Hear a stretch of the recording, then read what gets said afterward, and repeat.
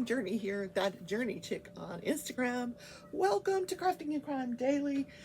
My crafty cats are over there trying to break out of the house. Stitch thinks he's a dog and he can go outside and play. So today I have tasked the like button with guarding Stitch.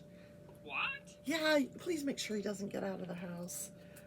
Every time I ask the dogs if they want to go outside, it doesn't matter where Stitch is. He's like a rocket to that door.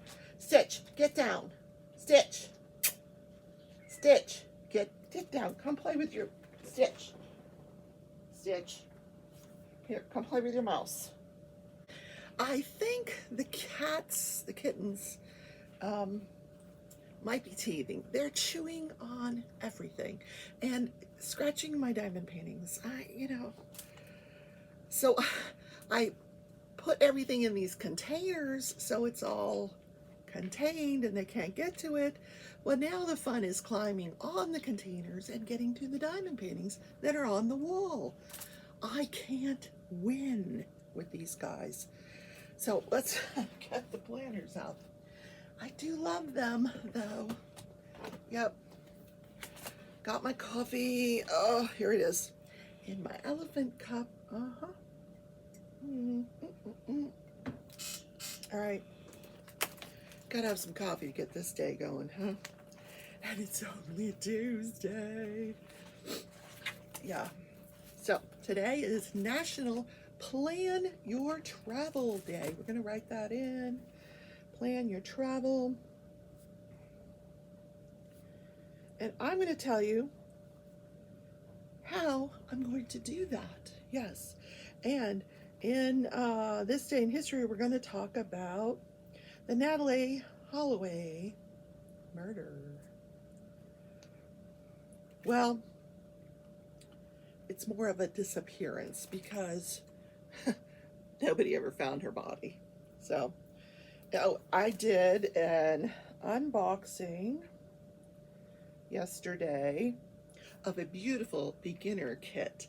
Check it out because there is a giveaway associated with it. I didn't put that on the thumbnail, but I'm telling you guys, watch it. I'll try to, if I remember, I'll put it in the eye here or here. I don't remember which one. And check it out. Leave a comment. Tell me how you, like, what was your first diamond painting? And you'll be eligible to win the thing that I unboxed. Yes. So what was it? Art.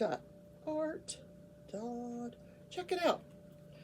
All right, Tuesday, nothing going on today. I did take a PTO day. I need a break. Yesterday was too much.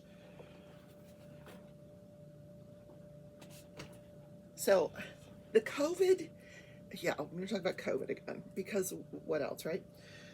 It is so bad that my hospital is down 250 nurses. They're out with COVID. So now they're asking the nurses, a la me, who are in other positions, to please help out at the bedside. And I'm like, no. I haven't done bedside nursing in about 100 years. Nor could I. My anxiety, and then they were like, no, we just want you to help out. You can get water, you can take messages from the doctors, take orders. I'm like, no, my anxiety would be up to here. So I tell my boss, for multiple reasons, not the least of which is my anxiety, I can't do this. And she says, oh no, I thought of you more as like a sitter. I'm like, a sitter? No. What a sitter does is sit in a doorway for 8 to 12 hours watching a behavioral patient, either one they're afraid is going to kill themselves, or one that is acting out, or maybe it's an elderly patient that tries to get out of bed. And I'm like, oh no. First of all, I die of boredom. And second of all, what produces the anxiety is just being in that environment. When I go to the hospital, I go right to my office. I don't go up on those floors. And for a reason. I had a horrible anxiety attack related to nursing a few years back, and I have explained this, and if I have to get a note from my psychiatrist, I will, but I am not doing it. I'm sorry that you're down so many nurses. I'm sorry that this is such a thing. I just can't do it. I'm not the person you want, seriously. So, so that caused me a lot of angst yesterday, and yeah, so I took the day off. Plus, I'm really tired, you know. Yeah, so anyway, how am I going to plan my travel? Well, first of all, I have already paid for one of my retreats, and I got to start paying for the other one now. But I've been planning by putting money into my little piggy bank. That's going to be my spending money. But we can also plan to travel on our ticket to ride. Yes. Outside of the ticket to ride, it's a day where you plan your travel. Think about the whole year. You know, you've got all your time saved up for the next year. You haven't used any of it yet, except for me using it today. Call a travel agent, decide where you want to go, check the airlines, check hotel. This is a great day to do that, time permitting. Or if you don't want to travel because of the plague, then you can go to the Ticket to Ride and travel through your imagination. And the way I'm going to plan to do that is by ordering from Diamond Painting Drills. Yeah, I got my order in. This is helps me travel. Yeah. This is more, you know how when you pack your suitcase and you get to your destination, you forgot to leave room for the stuff you accumulate as you're traveling? That's me. So I'm in Paris and I just accumulated more luggage. Yes, let's take a look and see what it is, shall we? Shall we? I'm so excited. So, packing slip, yes, packing slip. There is a link down in the description where if you follow that link, it'll take you to the Diamond Painting Drills website. If you use the code #Paris, you will get a 10% discount. Yep. So every month she puts out a new stickers. It kind of matches her sets. She does a custom set every month. It's a sample set. And they're jars. Well, you can get them in bags if you want, but they're jars too. I always get the jars because I'm a huge collector, a la or AKA hoarder, and I like to collect the sample sets. Well, hello. So she always comes up with a unique sticker to match the sample set. So that's kind of a hint of where this new sample set is going to go. Loving the sticker. All right. So I did put in kind of a large order to add to my luggage. Yes. Here, do you want to play with the box? Come here. Here, play with the box. Go play. Yeah. Like, well, how'd I get there, Mom? Here, I'll help you down. Okay. Go play with the box. There you go. He's like, ooh, that's looking interesting, Mom. Not big enough for her to get into, him to get into. All right, let's look at the sample sets for the month.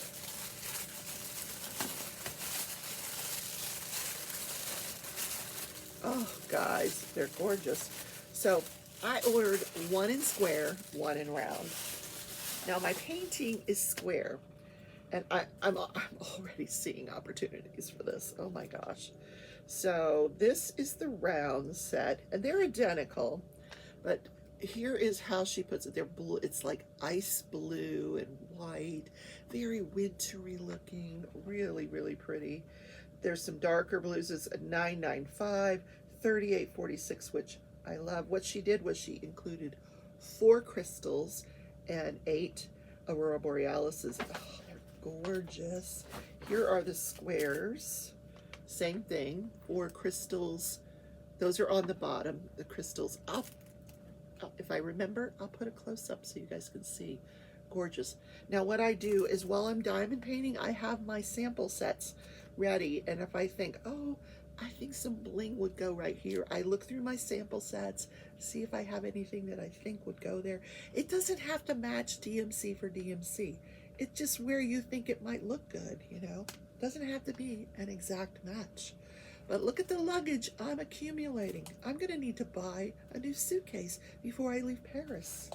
Okay, what do we got here? Now, I have another package to unbox too. When I was working on the night sky, and I did not, in the night sky, there's these little, you see the little dots? Those are not filled in because I ordered something to fill those in. Yeah. Come on. Doesn't want to come out. All right, what did I order? 38.65. So it's a white AB 38.65, and that I'm going to put up here in the dots of the night sky. This 38.65. Then I got this. It's called Hematite. It's a metallic Aurora Borealis. It's like a gunmetal dark gray. So instead of replacing your 310 with an Aurora Borealis, which has that blue greenish effect, you can replace it, your 310s, with a Hematite, which gives it sort of a gunmetal-y look to it. So I was going to put the Hematite around the lamp posts. There's a large lamp post here in front of Paris, in front of the scene. So and it has a lot of 310s. To represent like the ironwork of the lamppost. So I'm going to use the Hematite there.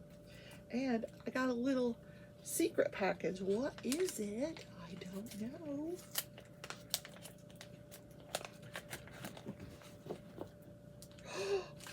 Oh, I did order these. I totally forgot I ordered these. Oh my God, I'm so excited. Ah, I forgot. Do you order so much stuff you forget what you ordered? I ordered a set of her metallic tips. Oh my God, the gold ones. Guys, this is fantastic. Now, I remember her saying on the show, and I will put a close-up of these. I remember her saying when I interviewed her that the straightener really works. So it does have this gorgeous gold straightener. Then it has the curved tip. I call the curved tip like the dental tool. Yeah. A 7-placer, and this is the thin one. I love it. Just a regular tip and a 4-placer. Okay, where's my pens? Oh my God, I'm so excited.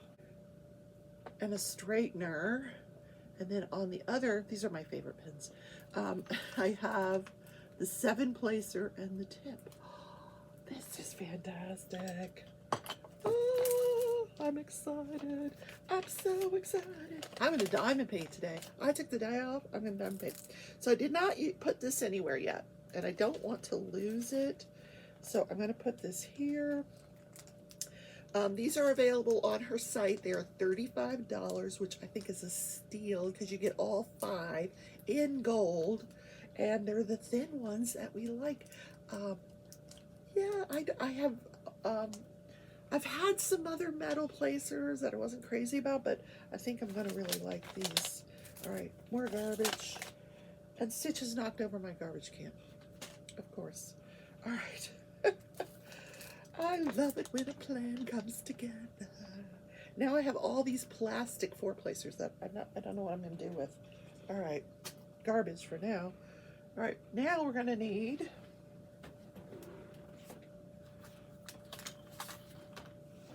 some wax so we can put this stuff in. And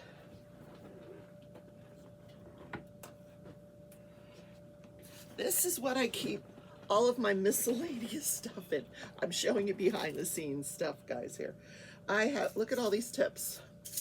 These are all the plastic tips that I have. My anxiety medication. Yeah, always keep that on hand. Washi tape, measuring tape. This is like sort of a little bit of everything. Coverminders, pencil sharpener, glue.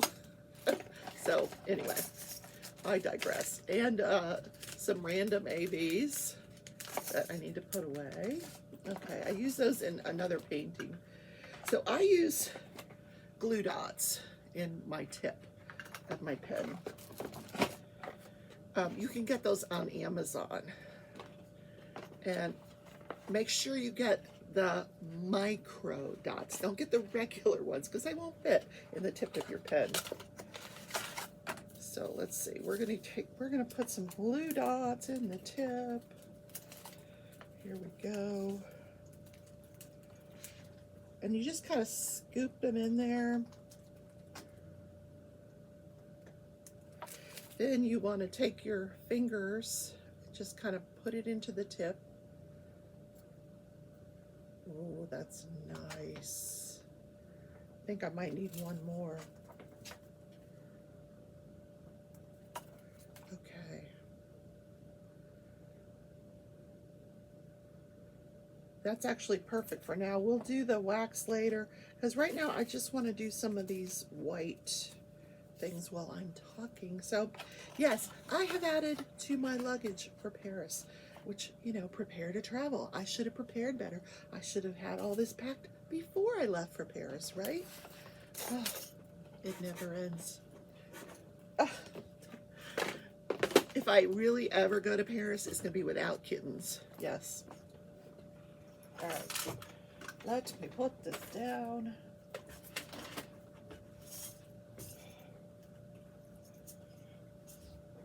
Oh my gosh, he has found a box that he fits into. Oh my God. It's crazy, cat. All right, we're opening the white ABs. How did I not have any of these before? I don't know. I'm just looking to see if there's any in here. There actually are some in here, 3865s. Those are the round ones. Those are the square ones. Yeah, we're still gonna open these up because they got to go through that whole painting. So let's talk about corrupting and crime daily. Get out of the drawers. He doesn't know what to do with himself today, honestly.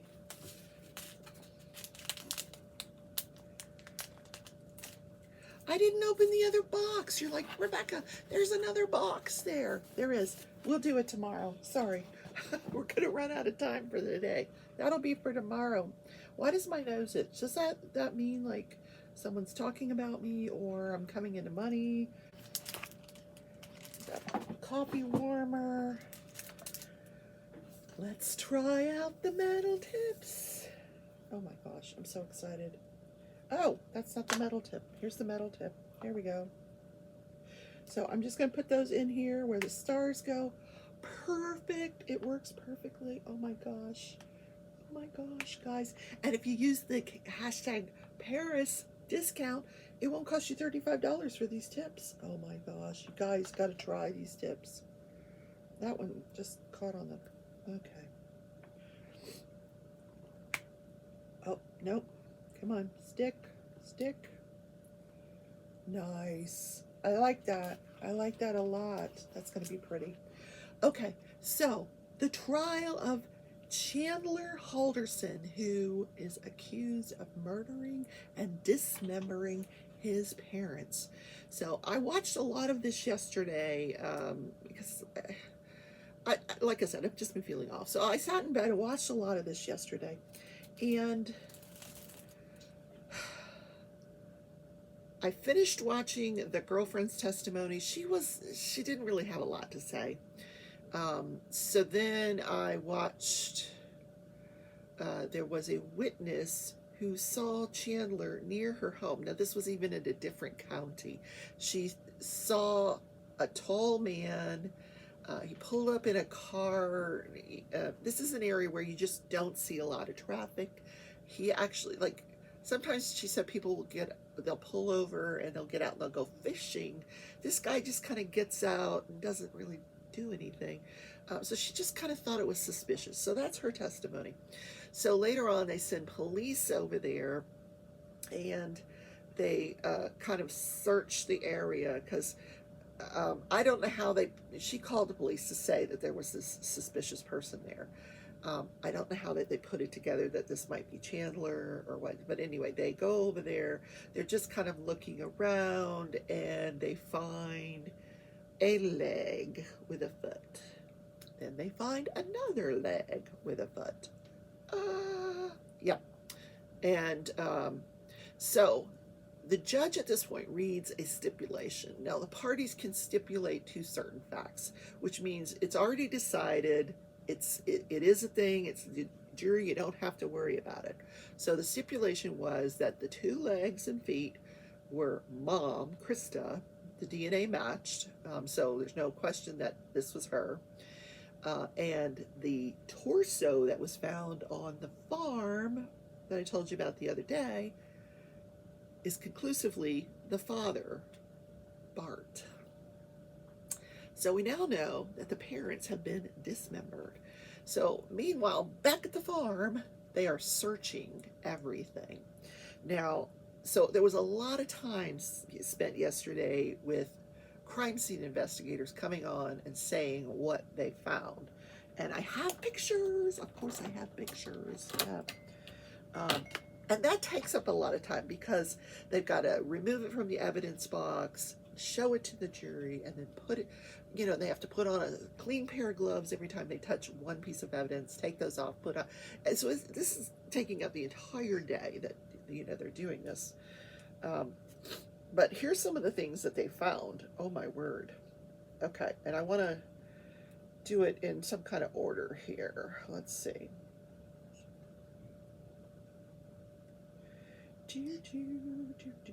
Where are my pictures?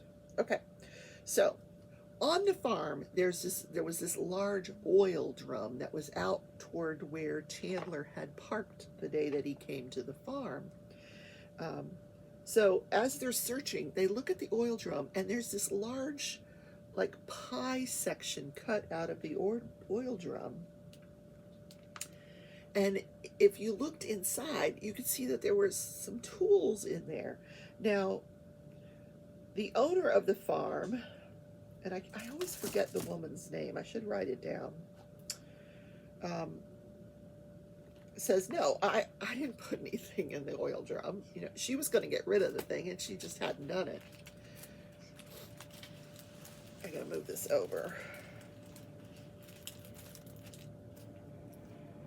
So here is one of the things that was in one of those things. It was this huge bolt cutter thing. Like, it was ginormous. I mean, I'm showing you the picture, but it literally, you can see the guy holding it. It was huge. I don't even want to know what he did with that, the defendant. Then he takes out a saw blade. So that one's a little hard to see. Then we see a picture inside the barn at the farm, which is really cluttered with a lot of stuff. And they're just kind of doing their first kind of cursory search of this barn, and they see a tarp, a blood-stained tarp.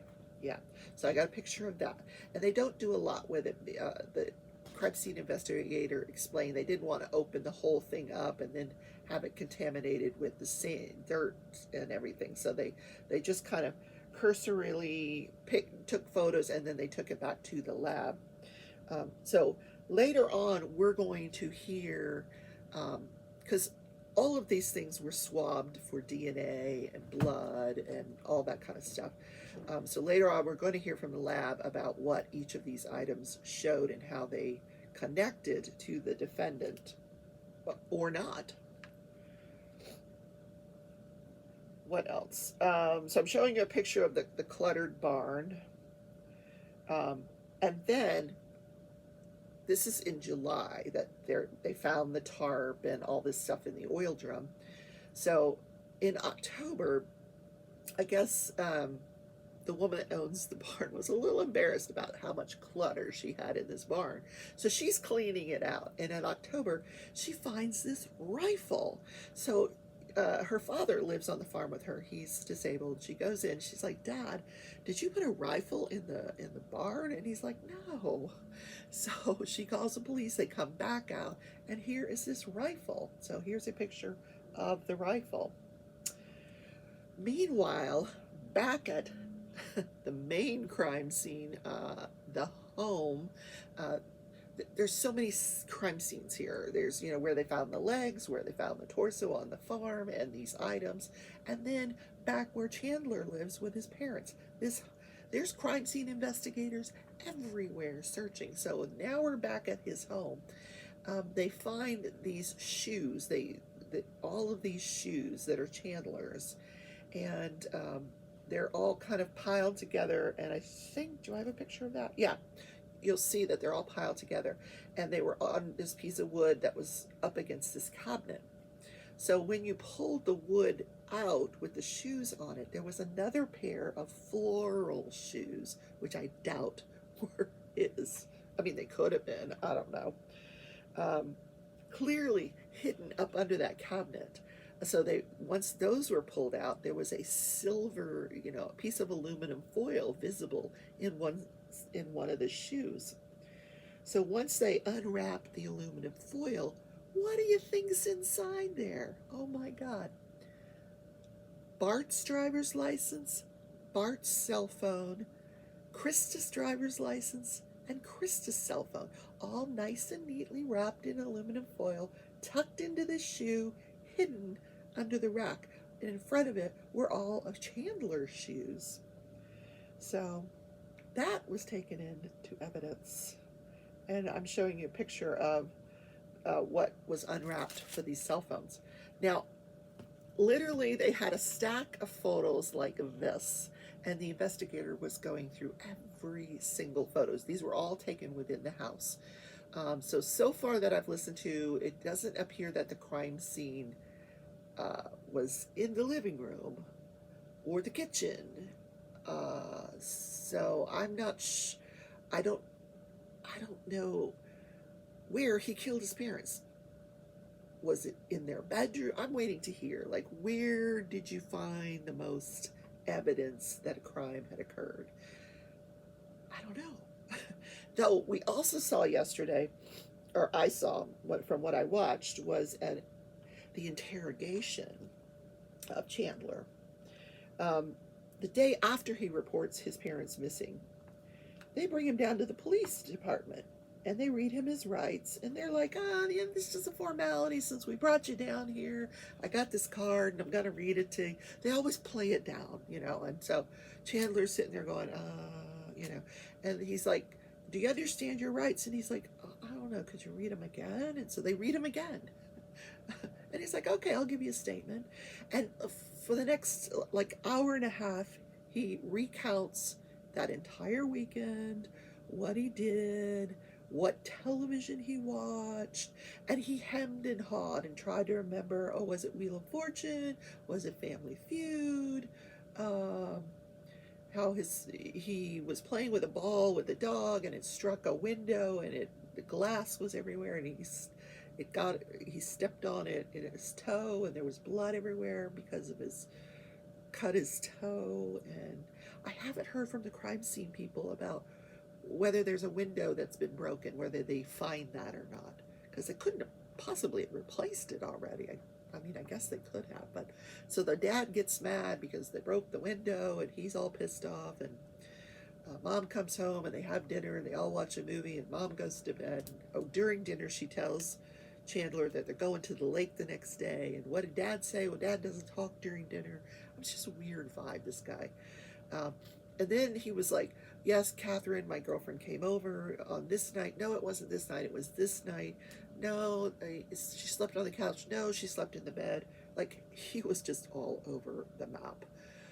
And then he talked about what he did Monday night, what he did Tuesday night. I think Tuesday night we went to Catherine's. We have chicken wings that night. And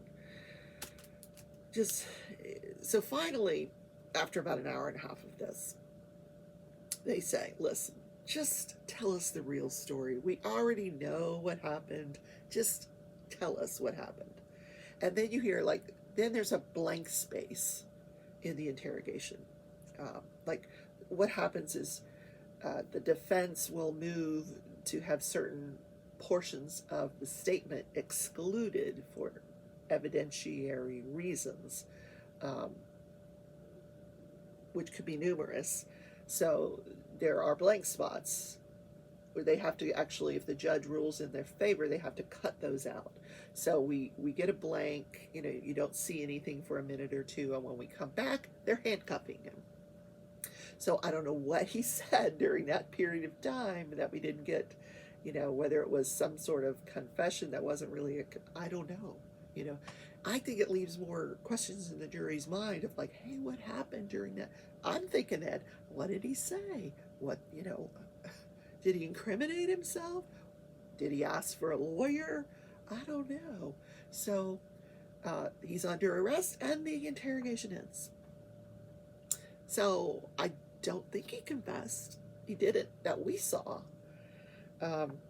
But when they were saying to him, we know what you did, we know what happened to them, we know they're no longer with us, he kind of looked defeated. He had sort of a real defeated affect to him.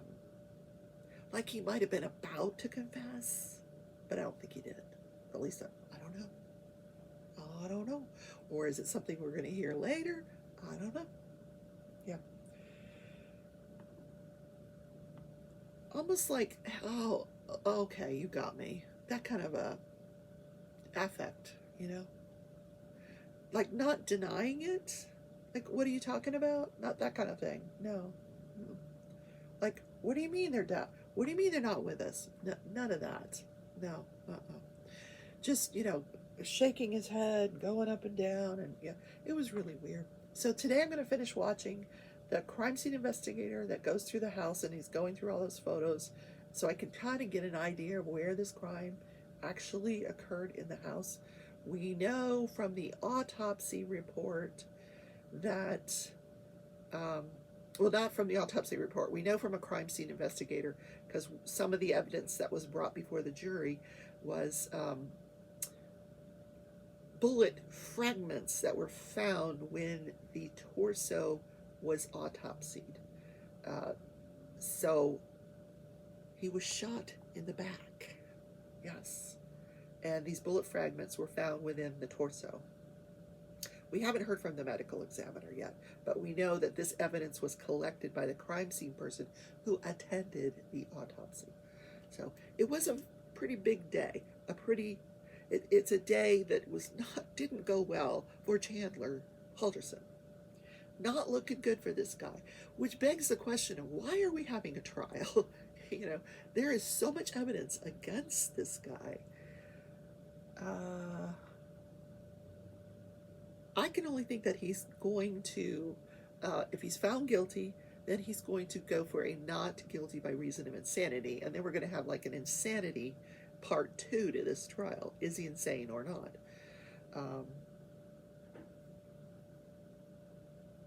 I don't think anybody that dismembers somebody is acting rationally, is sane.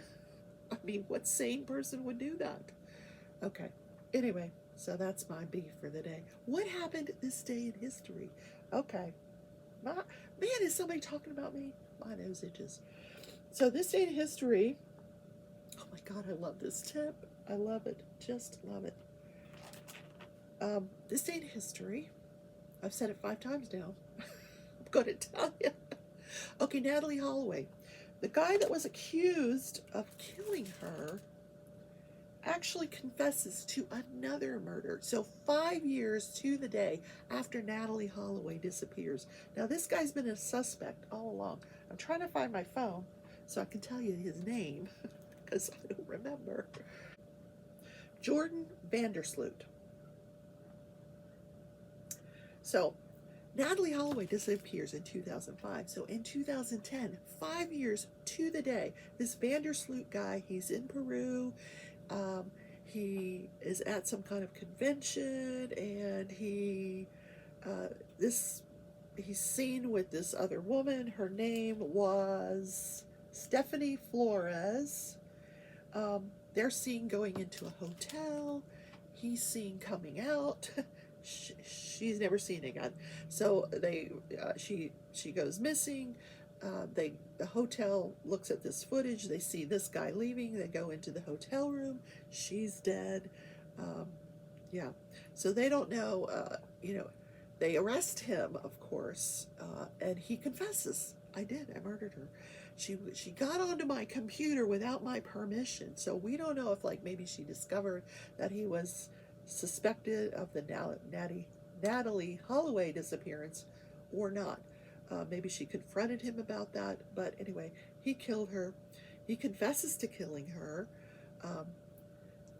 Additionally, prior to this, he had been trying to extort money, $250,000 from the Holloway family, saying, I'll lead you to the body if you pay me $250,000. But they never did that. They've never found her body. Meanwhile, he confesses to this other murder. He gets sentenced to 28 years in jail and is ordered to pay their family $75,000. We've never found out. Still don't know what happened to Natalie. He's never confessed to that disappearance. Natalie Holloway was a high school senior who was on a high school trip to Aruba, and she just disappeared. She was seen leaving with this Sloot guy and another guy, and then she's never seen again. His defense for murdering this woman is that he was under a lot of psychological stress, having been accused of Natalie Holloway's disappearance and murder. That's not a good defense. So the day before Sloot's sentencing in Peru, a judge in Birmingham, Alabama, where Natalie Holloway was from, officially signed the order declaring her death, something that the family had asked for, because her body to this day has never been found, and we'll never know what this Sloot guy did with her, or if he did it. I mean, he's not confessing to it. Anyway, he's in jail though. Yay, he won't be harming anybody else. That is the show for today. I hope you guys enjoyed it. If you have any questions about the content, please don't hesitate to leave a comment. Some of you guys are ahead of me in the trial, and that's okay. I'm glad you're enjoying it. Please don't forget to hit the like button. Oh no! Yes! I told you he's got to watch Stitch. He must be doing a good job, because I haven't seen Stitch in the last 20 minutes. He was in the box. I don't know what. I guess the like button's doing his job. Okay, I'll see you guys tomorrow morning in Crafting and Crime Daily. Take care. Bye.